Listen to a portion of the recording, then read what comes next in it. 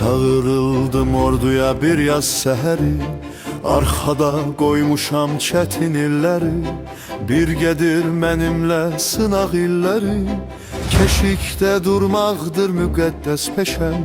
Mən sənə ey vətən ana demişəm. Gözümdən yayınmaz ən adi bir hal, müsəlləh əskərəm sən dincliyini al. Ey vətən gözümdə ucasan uca, keşikdə durmaqdır müqəddəs peşəm. Ey vətən gözümdə ucasan uca, keşikdə durmaqdır müqəddəs peşəm. Ey vətən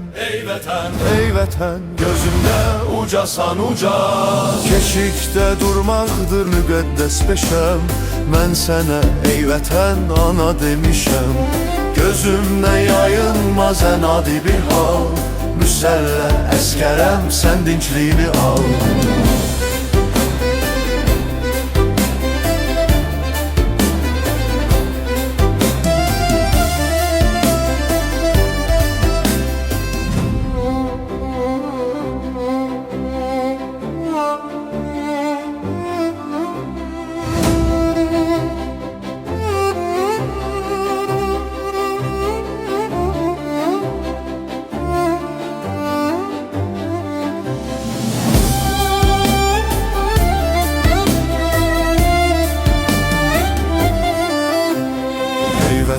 Ey vətən gözümdə ucasan uca, keşikdə durmaqdır müqəddəs peşəm.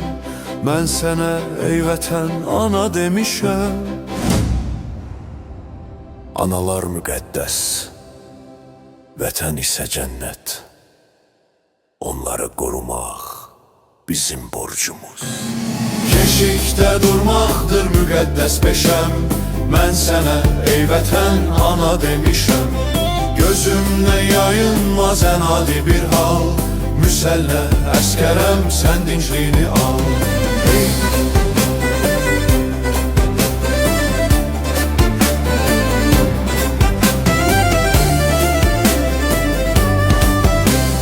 Ey vətən gözümdə ucasan uca,